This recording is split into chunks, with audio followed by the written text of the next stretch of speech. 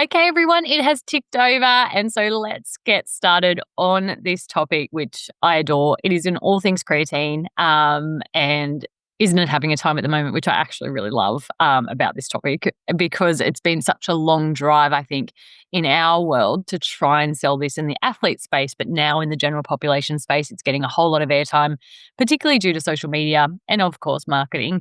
So I thought we'd break down actually where it all is at. What kind of things can we believe? Which parts are the strong evidence? Which ones are emerging? And which bits can we actually just leave at the door because it is either busted or it has no evidence? And I think this will be something when we're using it with clients, or if this is something that you're attending for personal reasons to find out more about creatine, you will get something out of it. As practitioners, working in sport, but also in the Gen Pop, I will cover a bit of everything here. Obviously, I'm coming from a sports lens. That is absolutely my niche. It's where I spend most of my time, but I also appreciate so much of the Gen Pop space. So we'll cover different conditions where it may be useful, but also cover the like women in their life cycle around perimenopause and postmenopause and where this may sit. So there's lots of stuff I've got planned. I reckon this is going to be an extended version. There's a lot to cover, and I really want to do it justice because it's such an important topic. It's one of those topics that can just go across so many pieces beyond the athlete, which I think is, why this topic is one that is probably one of the most popular we've seen. So first of all, what is creatine? Well, creatine is a compound, right? So it's within the protein. And what we want to see is it's something that we actually eat in foods through our meat-based products. So animal-based products like your meats, red meats, chicken, fish. So already you should be tweaking of like, okay, if my client is vegan, vegetarian, or has a low meat intake, just note that for the back of your mind for future. So it's really well researched. That isn't made up. It's one of the most researched supplements. And so when you hear that being said, there is some truth to it. It absolutely stands on its own, and it has so many peer-reviewed studies and now a whole lot of meta-analysis, systematic reviews on its evidence and where it sits in when we should be taking it, but also how much, timing, all those great things that we'll cover today. So let's dive into it. Because obviously in the athlete space, this used to be, particularly in the 90s, early thousands, it absolutely was a supplement that unfortunately got a name within bodybuilding. It was really a bodybuilding substance and seen as, a launch pad to steroid use. Even in the eating disorder space, it was kind of like creatine is a flag. If someone's taking creatine, then it's likely they'll move to steroid use at some point in time.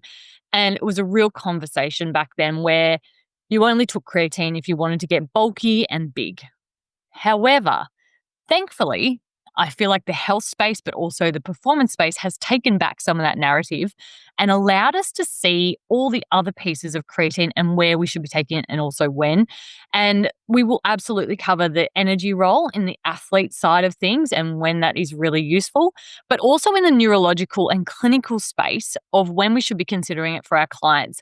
And I think a lot of this, because it is emerging, I will probably have on repeat the risk versus reward discussion and also decision you have as a practitioner on whether this is something you actually want to give your client, when to have it, and also an educated decision on how much and when is probably the big key thing in dosage.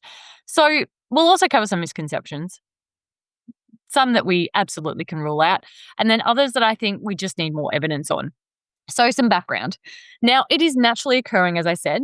It is something that we do get from our animal products as well, but it's fundamental to our cell metabolism and particularly in the energy production space, which is why, as an athlete, it's super important. So when we're looking at how much is stored and where, you probably have seen that there's some evidence in both the skeletal muscle, but also in the brain function space. Now, most of our creatine, 95% of our creatine, is stored in skeletal muscle.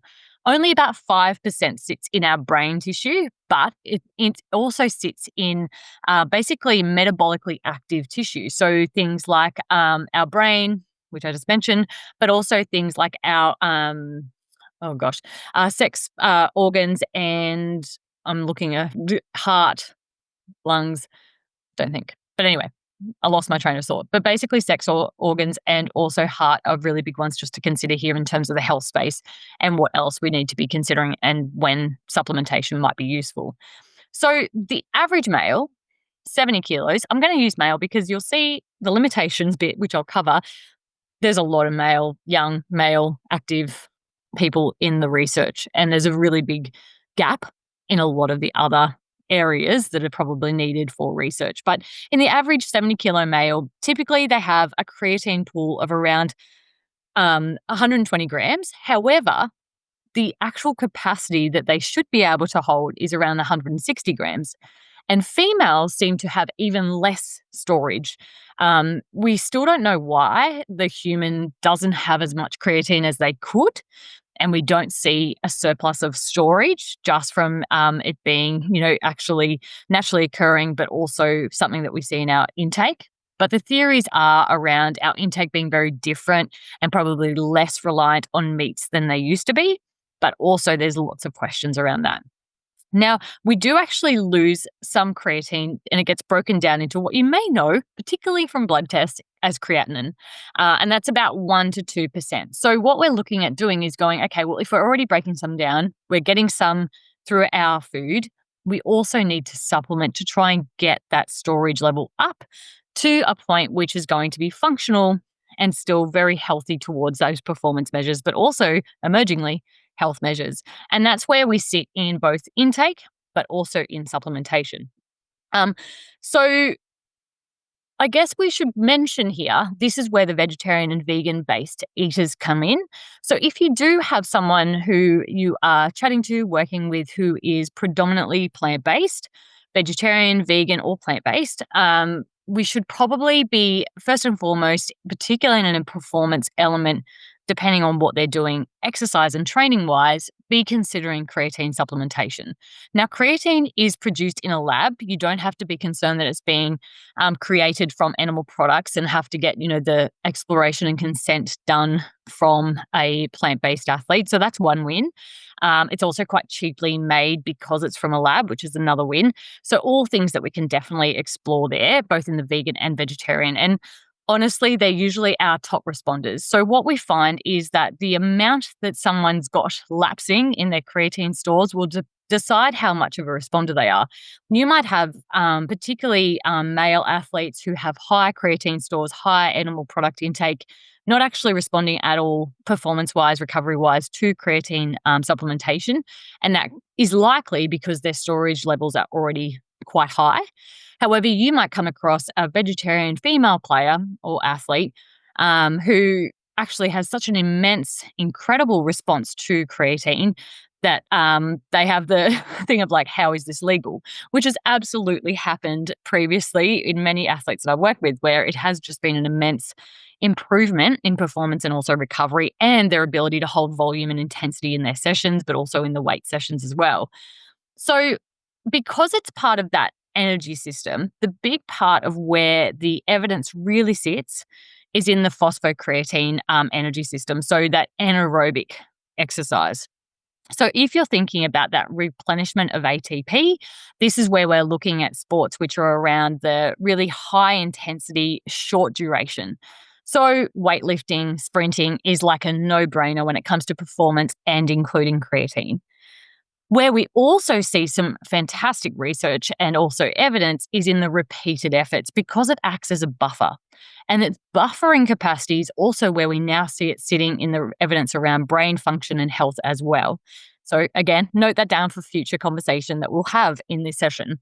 So when we're looking at those types of efforts, basically what you want to be thinking about is, will this aid in performance and also recovery?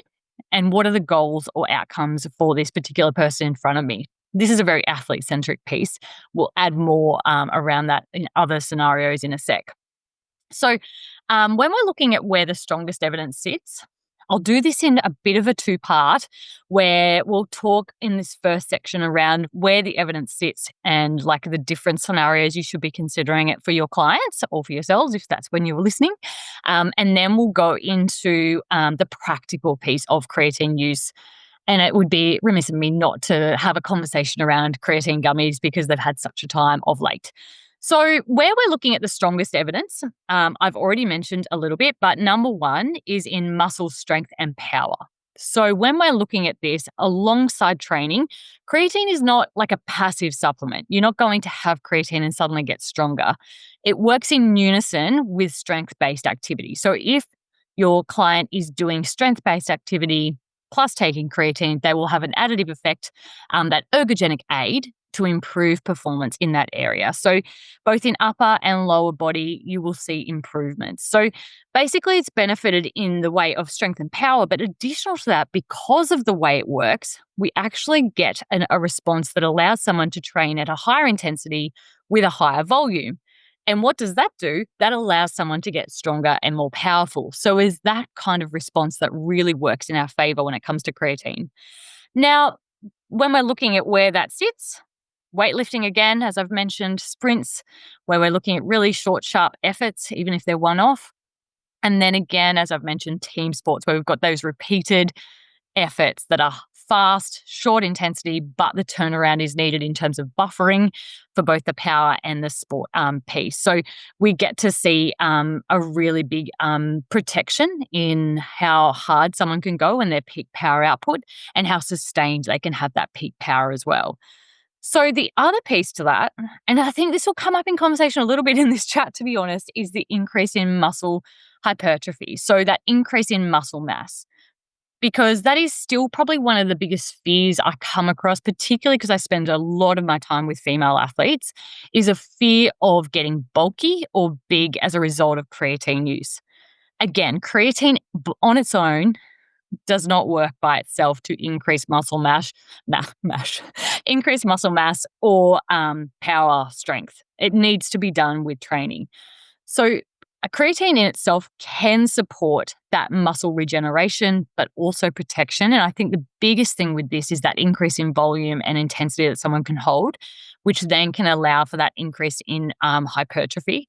But hypertrophy still demands a really solid, high load of muscle mass, muscle strength training, but also additional to that, it demands a really big energy surplus too. So there's lots of different compounding factors.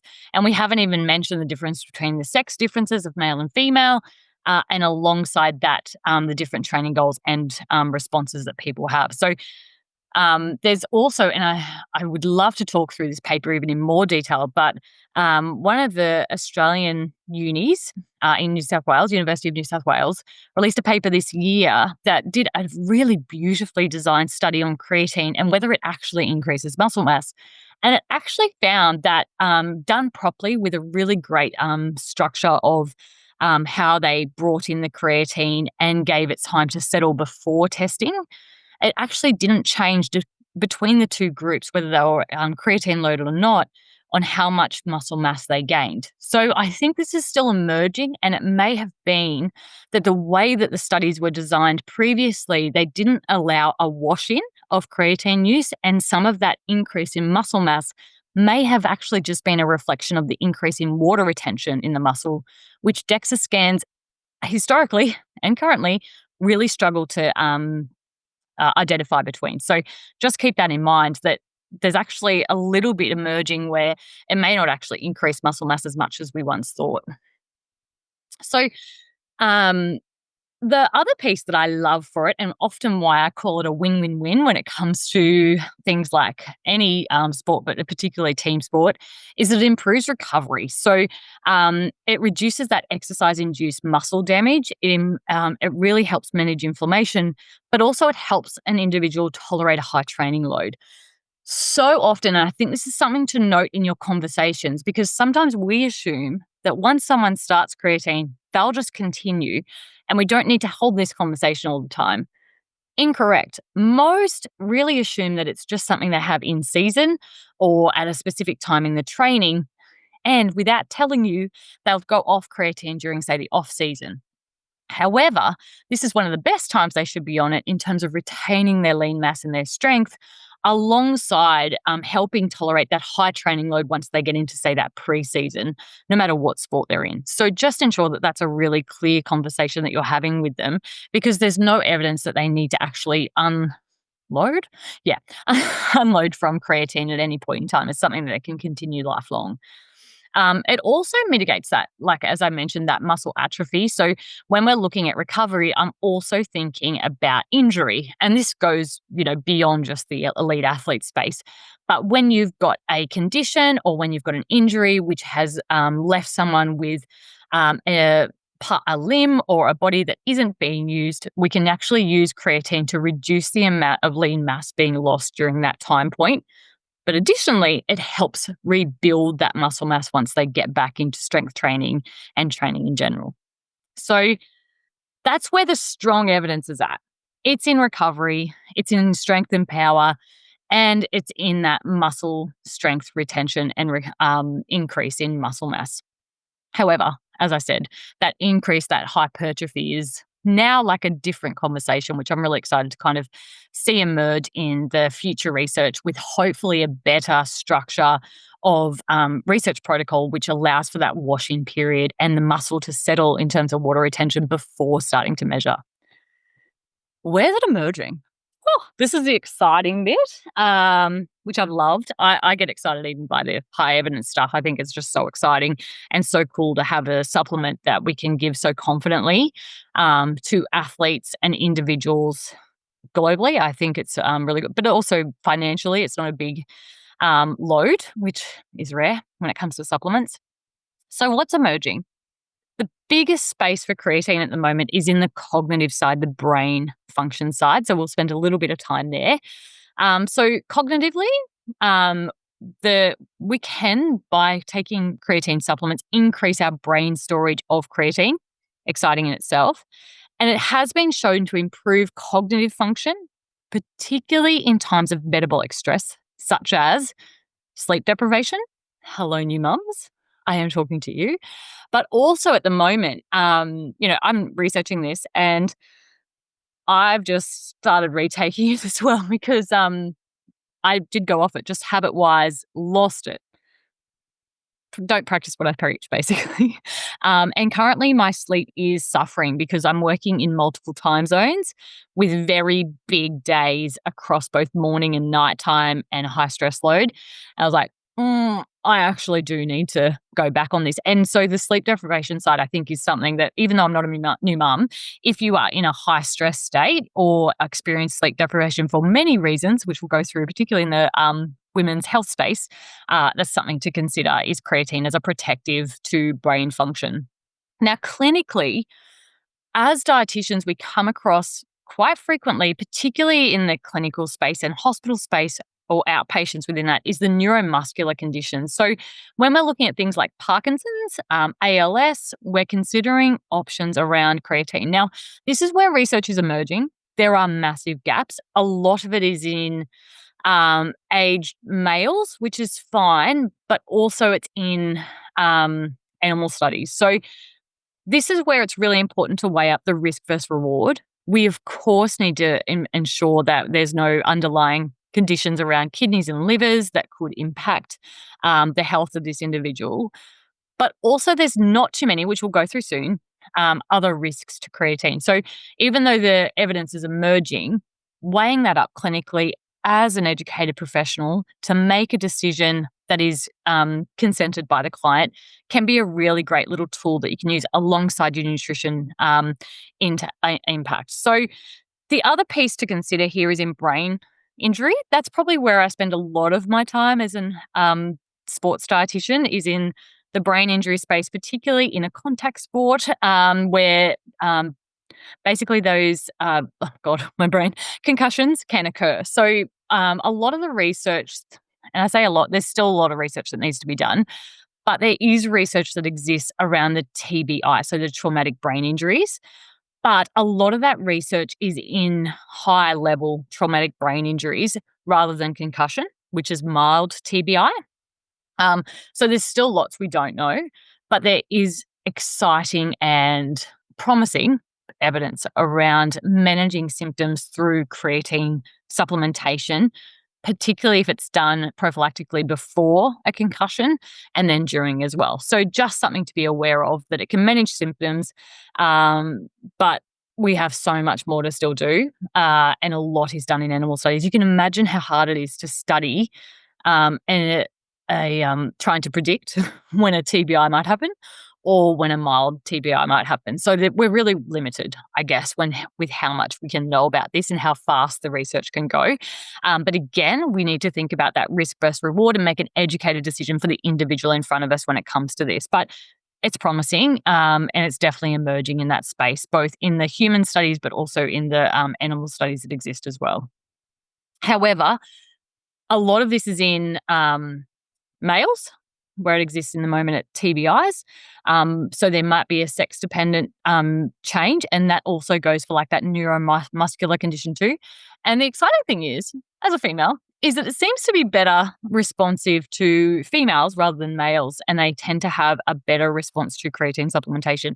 Now, that's not sure why that is. There's different theories, and again, it might come down to how much that individual has as a baseline of their creatine storage, and so they're hyper responders. But it may actually be a fundamental change and difference within the two sexes. We also don't have really clear data on dosage and what the best dosage is for brain. So as I mentioned, most is sitting in the skeletal muscle and only 5% is sitting in the brain. And also alongside that, we've got the complicating factor of the blood-brain barrier being not great in terms of taking creatine on. And so do we need to have quite high doses to get the advantages and health effects of creatine supplementation to the brain health? So lots of things to consider there. Mood disorders is something that theoretically has some really big promise to it, because when we're looking at mood disorders, just for background, we're talking about major depressive, but also, I just lost my page. We're talking about major depressive disorder, anxiety, PTSD, all of those things that can be so impactful to our clients. They can impact so much around the nutrition space, but also excitingly, nutrition can impact the symptoms and also the risk associated with these major depressive conditions as well. So what we have found in the research, as if I'm doing the research, I'm not. What I've read in the research is that there is a connection between low creatine stores, particularly in the prefrontal cortex, and the severity or risk of symptoms in these conditions. And so basically they're then correlating that to, well, if we can increase creatine stores in there, can it actually reduce symptoms or risk of symptoms? So I think there's a really cool piece there that we can definitely trial. It kind of lends itself to, okay, the quality of someone's diet and how can we enable that when someone has such low capacity and coping to have that happen in their home or the environment they're in. And additional to that, what supplements can we introduce to their day that may actually improve their symptoms as well with low risk? So I think that's just a conversation that you could absolutely introduce to clients as just one little piece of the puzzle that is a very big puzzle with multitude of individuals and experts supporting them. It is exciting, Beck. I agree. So that just to come back to it though, the blood-brain barrier isn't very permeable to creatine. So we still don't know dosage. So I'll go through dosage in the next practical session, but it may be that the amount that we're recommending is quite high to try and get those brain effects and where that currently sits. Now, where is there no evidence? Oh, well, there's a really great paper, and I'll have to share it within this recording, that goes through the myths and misconceptions of creatine and where it sits. But I think the most common ones are being sold a superior form of creatine and better absorption and all those types of things, particularly now that the creatine gummy scenario has become such a big thing, but also now that it's kind of hit mass market in the female health space and all these types of things. So there's no actual evidence that there's a superior form other than creatine monohydrate. So all the research that exists has been done on creatine monohydrate, and that is absolutely the gold standard when it comes to what you would recommend for clients to take is creatine monohydrate. So helping someone choose an option that is safe, free from contamination risk is your biggest role. And then making sure you don't just prescribe the creatine, but also enabling it in their behavior and their habits, which lends us to this practical discussion that we'll move through too. The other thing, I guess, in the myths, misconceptions is definitely around the bulkiness that I mentioned. So that doesn't exist. It's very dependent on so many other factors rather than just creatine. Creatine won't make you a bodybuilder. There's lots of other things that you need to be doing to be a bodybuilder or bulky. And the other piece to that, I guess, is like real fear or worry around hair loss. I find the hair loss discussion really interesting. We cannot find in our research, limited, right? Like limited numbers. So I still really listen to individual story. And I think that's such an important piece is when there's still so much we're yet to know, we can allow our clients, our athletes to still have a voice in their personal experience, and we can validate that without dismissing it straight away. So for example, with hair loss, there is a possibility for a small percentage of the population that this can occur, but we've still got so much research yet to do. In the research that has been done around hair loss to see any changes in the hormones, but also the follicles of the hair, they can't find a connection to creatine use. So we don't have evidence in the research, but I think this is a really important part. No matter what someone comes to you with in their experience is going, okay, I can't just shut this down. I need to listen and adapt. And so making sure that you're hearing their story and then editing based around that is really important. Obviously, hair loss is a really complex factor, right? There's so many things that can be influencing that, from hormones to stress, to all different things within that individual, not just creatine. So making sure you get the whole picture to then make a discussion and a decision with that individual is really important. And alongside that, I think that really lends itself to the conversation that we should be having around body image and considerations we have around that with the weight gain that can occur due to the water retention. So with that, I'm going to pause. I'm going to have a moment because we'll move to the practical session and section in a sec. I didn't bring water. Oh, well, carry on, Alicia. Okay, so let's talk around the practical considerations of creatine. They're actually ridiculously simple, which is great. But remembering that, yes, there is a science in all this nutrition and including creatine, but getting someone to do a behavior is absolutely where your role is at and where your value is at as a practitioner. So let's cover it all now. Now, there's two options with loading. And I make this decision based around how fast do I need creatine stores to be increased for this individual? Like how much urgency is in the response, whether it's a acute injury, whether it's a new like performance need that we have, or is this someone who I can take a little bit more time with? Additional to that urgency, I also need to consider as the practitioner, how sensitive is this individual to weight change? And that could be sensitive in a performance aspect, if it's, say, an endurance sport or something that will be sensitive to power to weight. But it will also be a sensitivity in terms of psychology around food and body. So if someone has, say, flagged for, say, disordered eating or body image or body dysmorphia, alongside that, I think it's really important we make sure that if they're going to do the acute loading, which can cause a higher bump in weight and also water retention, that we make sure that they are fully informed that this is something that can happen, and we get them with support and strategies to move through that.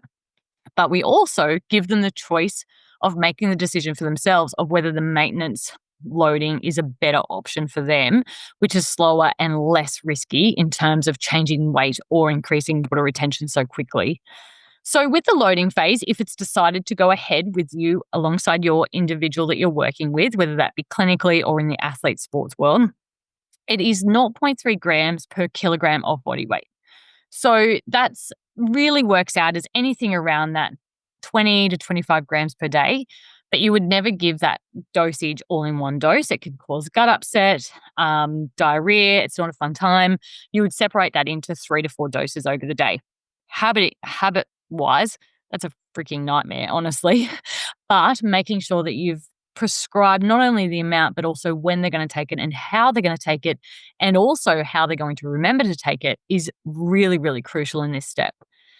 Now, that's for 5 to 7 days, and then they move to the maintenance dose. Now, the maintenance dose, nicely, is still using 0.3s, but it's 0.03 grams per kilogram of body weight. Now, this will mean that you can definitely, have a little bit of a range, but timesing their body weight roughly by 0.03 will enable you to get like a gram that either sits around like the 2 to 5 grams, depending on the size of the human. But for depending on their performance needs, but also clinical needs, that may not actually be enough. So for some, absolutely that sits in a nice spot. But the range now, particularly as the evidence increases around the brain health side of things, sits more around the 5 to 10 grams per day, and trying to find a way to get that amount into someone, whether it be in multiple feeds or different dosage or different types, where maybe they've got it in a fluid for one part of the day, maybe it's coming from different options throughout the other part of the day. But 5 to 10 grams as a maintenance daily dose is a really good, like easy range to think of. But honestly, most of the time I still use the 0.03 grams, see how that sits, and can increase it from there. Um, the that Oh, sorry, thought.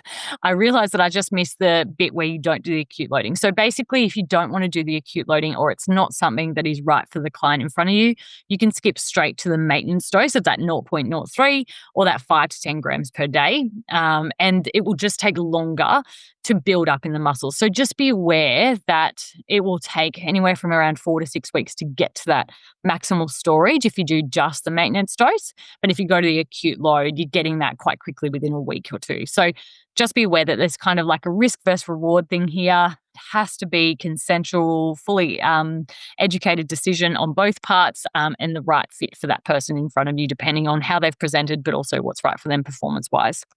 The other bit to remember is when to take it. Now, because this is all about daily intake, I have a bit of a priority of like, well, number one, they just need to take it daily, like bare minimum daily intake.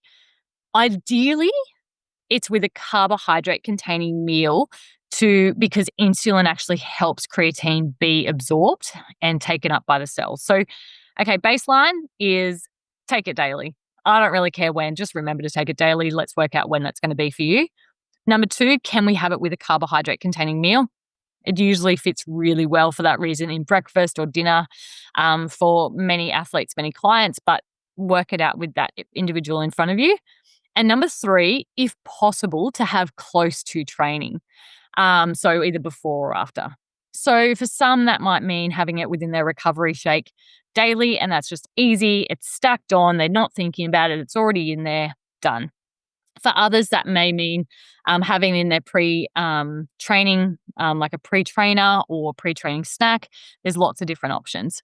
But just remember that it's a bit of a tiered system. So the biggest thing is just making sure they take it daily, and then you can bring it up from there in terms of evidence or best timing, depending on who's in front of you and their capacity to do that. So which athletes? Practically wise, we've gone through them quite well so far, but let's recap. Definitely in your power strength sports. So your power lifters, your sprinters, the ones that we've talked about already. Absolutely in your team sports, there is repeated efforts, anything from football, soccer, volleyball, hockey. Creatine makes sense. You've got repeated efforts that you need to protect peak power output on, and you need that extended amount of time that they can hold that peak power. And that buffering of creatine between efforts means that they can repeat those whilst maintaining that intensity and volume. Now, the big thing of where it's emerging and it's kind of more theoretical is in endurance sports. And that's probably where that sensitivity to weight change is something you need to consider. And alongside that, where we're seeing the benefits is around that maintenance of lean mass, muscle mass, power. And if we're looking at where body composition sits in the evidence towards, or like the causative effects of performance, it's not actually sitting much in body fat percentage, but rather in lean mass, in the power space. So if we can maintain muscle mass, even if maybe they're in a deficit during a really key tournament or meet, no matter what sport you're in, it might be a really important part of protecting that lean mass and protecting the power output. Additional to that, the other piece to that is there's still sprints within endurance sports. So does it improve the performance within that? Then absolutely a conversation to have with your client. Where we need to, as I said, is think about how we're going to load and when we're going to load in their season or in the lead up to their key events to make sure that we're not getting that blip in weight change due to water retention at the wrong time, which could impact their performance both mentally and also physically. So just keeping that in mind. Also, vegetarian, vegan athletes, no brainer, almost automatic, to be honest, um, because it can have such a big impact on their recovery, their adaptations to training, and then also their performance. Safety. Let's talk about safety a little bit because I think this is a piece where we can be concerned. I think just acknowledging that if someone is taking creatine, it is quite normal to have increased creatinine in their blood test results. But creatinine can also be connected to things like their previous training the next day. It's quite sensitive. So just being aware that just because there's creatinine doesn't mean there's an issue with liver, kidneys in terms of function. And there's no evidence to say that it's something that we need to actually be too concerned about. Um, so that's one thing. The other thing that we need to consider, obviously, is if someone's got a pre-existing condition with liver or kidneys, it absolutely needs to be a multidisciplinary discussion and then decision on whether this is something that is worthwhile based around risk versus reward for that individual. There's sometimes myths, misconceptions around cramping risk. There's no evidence that taking creatine will increase someone's risk of cramping. It can actually be hyperhydrating because it does retain water within the cell, and it can actually improve or protect performance in the heat for that reason. Weight gain is something that we have chatted through. There can be a transient increase in water retention. It's not fat gain. And I think that conversation needs to come before someone starts creatine so they don't panic. And it does tend to balance out and sit, even if they do seem to stay or sit at a higher weight after taking creatine, it seems to transition into an increase in lean mass rather than a water retention thing that needs to be a concern. Side effects wise, I always chat through, particularly if I've got someone with IBS history, where that might impact only in mild terms, things like abdominal distension, diarrhea, gassy, and those bloating and those types of things. But it's not always, and it's also never severe from my experience. But I'm more than happy to have a chat about that if you've had different experiences with your clients. If we look at the evidence, the limitations exist, right? I think, yes, it is one of the most researched evidence-based supplements. There's no doubt about that, and I love confirming that. That's a really exciting piece to this. But there are limitations still. The majority of research has been done on young, healthy males, and so there's a big gap in females and how they respond and also dosage needs for the female athlete. We need dose response studies. Absolutely, particularly as the mental side comes in brain health. And also there's gaps in particularly where it's being sold in like the menopausal, perimenopausal space. So let's have a look in that like critical thinking side of that, because I think there's still merit in where that sits and how it's being voiced. But I think it's so absolute and so confident that we do need to check it a little bit of, yes, this can be such a great thing for both males and females in aging.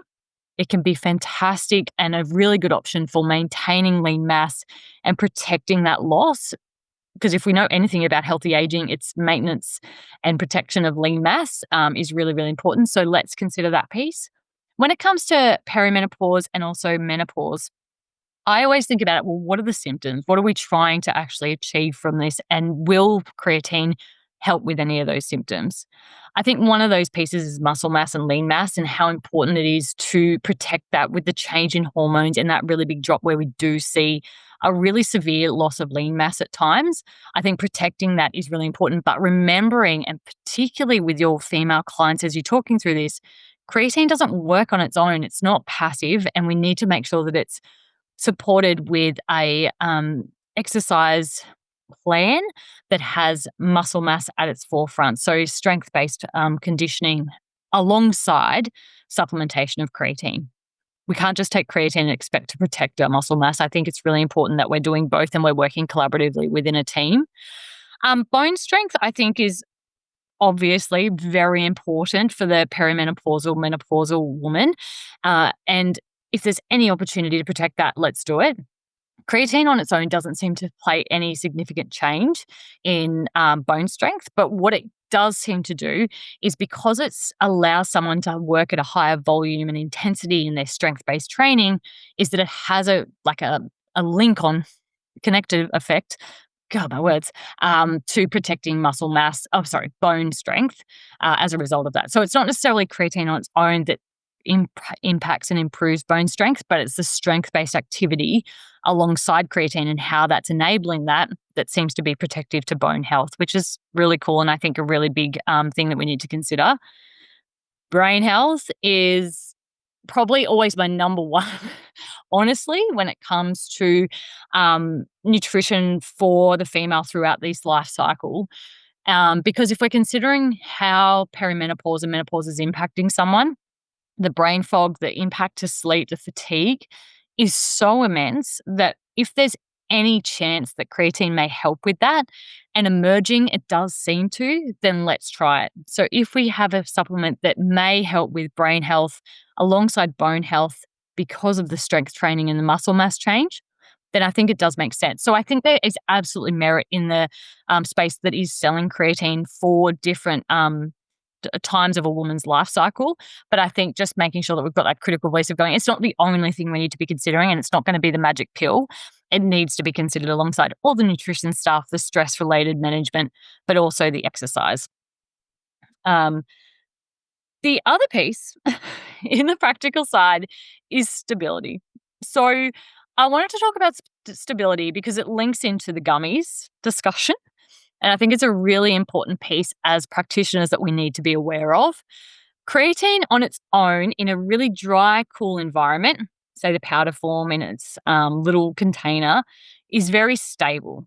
So, for example, it has a really long half-life if it stays dry and cool.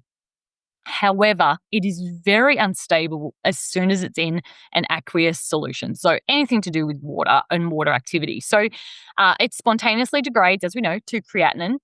And creatinine is a byproduct and it's inactive and it's useless. So sometimes, depending on how someone is taking their creatine or how long it's been sitting in a fluid, they may actually just be taking an inactive compound, which is completely useless. And that absolutely is something we need to consider when we're talking to our clients of making sure that they're taking it in a way that they're getting the most out of the creatine and not just taking creatinine.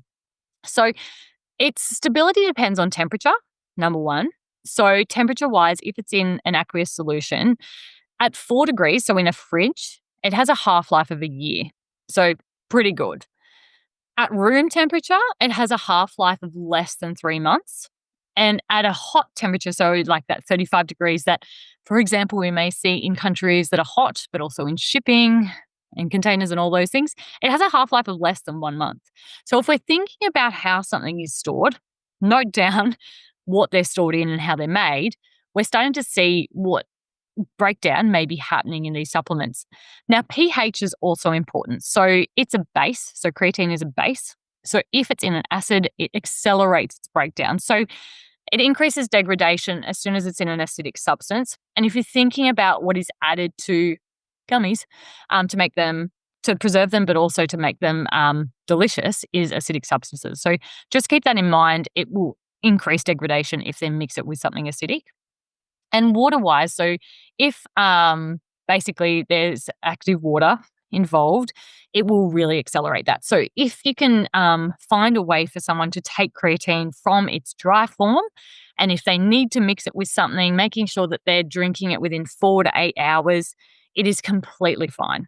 And additional to that, if you need to make something and it needs to sit, making sure it's kept cool is really, really important, and ideally not mixed with an acidic substance. So, for example, if you mix it with yogurt or a milk-based drink, it actually has a really great protection to creatine because it's non-acidic. So just keeping that in mind in terms of the practicalities of how you may create an environment that creatine is easy to have and remember and enjoy in maybe the sports environment, but also maybe in the home environment for whoever you're working with, or clinically in the hospital.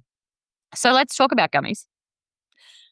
I absolutely jumped on the gummy train because it was just like, oh my gosh, finally there's an option.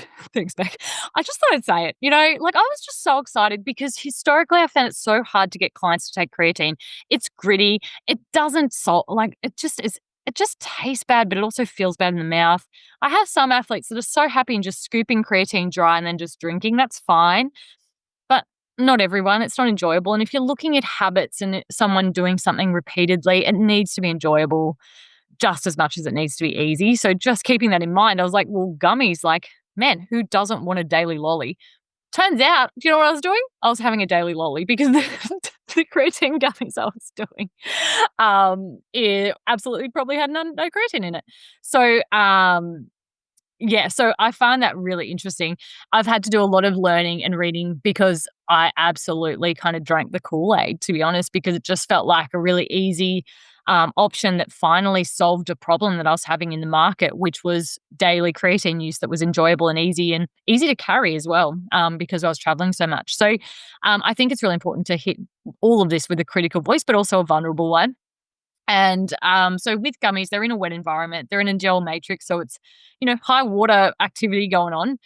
But also there's heat involved with the creation of the said gummies, and they're also got acidic additions. So there's lots to that. That even if they're adding the creatine amounts as they should, the likelihood that that hasn't all been broken down into creatinine by the time that someone eats that is actually really, really tricky. And I think just missing in evidence that we need to actually spend a whole lot more time on, because the market has gone way faster than the research in this space. Um, it's not a it's actually just predictable and unavoidable that it is likely that the creatine amounts in a gummy are so much less than what they would have on the packet.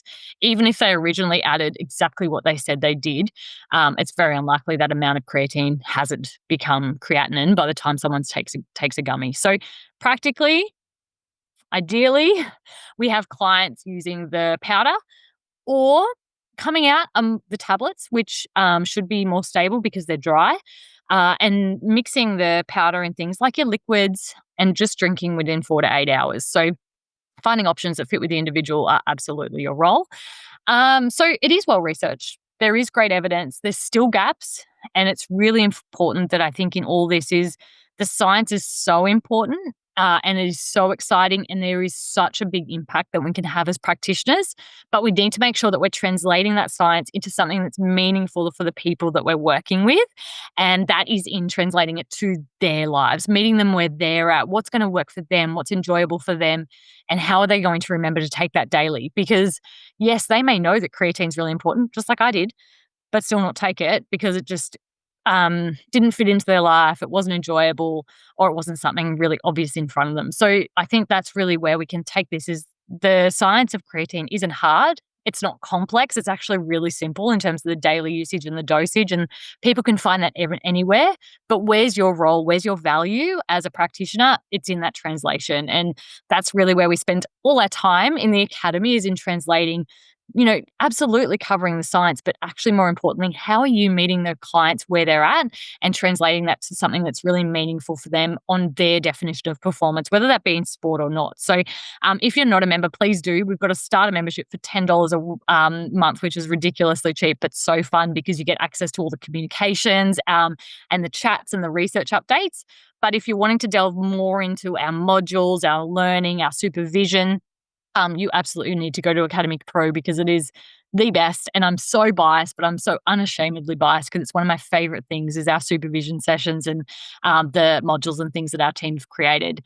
The beautiful, where is she? Is she on? Now, the beautiful Monica, I think, is on. Now, Monica has just come on because Monica has just started with us as Academy lead because our beautiful Lauren Marino has gone on maternity leave. So it is just such a pleasure to introduce you to Mon today, but also we'll do that a little bit more in detail over the coming weeks as well. So I did notice a few questions coming up, so I'm going to go through those. Do you have any advice around managing liver and kidney function with creatine dosage? Oh, I do know what.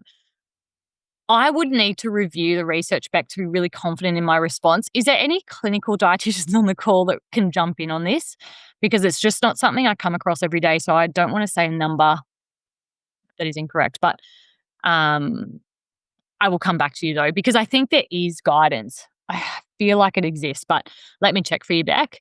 Anyone want to jump in? Anyone smarter than me? Because that's not hard. All right, I'll keep that with you, but please yell out if anyone finds it.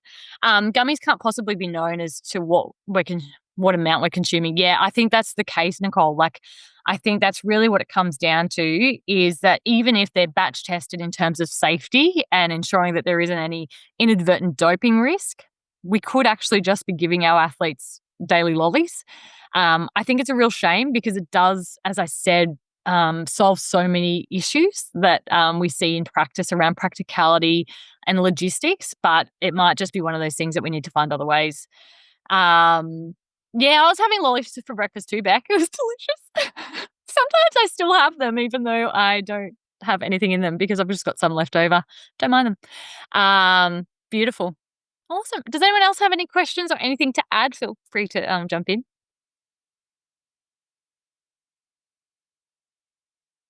Hello. I just want to say that was fantastic. Thank you so much. I just wanted to know, with the cognitive performance side of things, is most of the research is mostly in those like sleep deprived or times of high stress? Is there anything in just like baseline performance? I suppose we can assume most people are somewhat sleep deprived and things these days, but anything sort of above the other way? It doesn't exist as yet. Yeah. And that's where I think there's big gaps where we've got almost like a correlative story, but we don't have that really clear evidence. And I think that's where, Beck, we can just make those, pros, cons kind of discussion. What's the risk? What's the reward? And where are we at? But I think taking in that individual is like, how metabolically stressed are you as a human, mentally, but also physically? And does creatine sit in part of the approach that we can have in your nutrition and your lifestyle that could support that? And I think that's something that we can definitely include in the discussion with that risk, if you like, and really educate the client.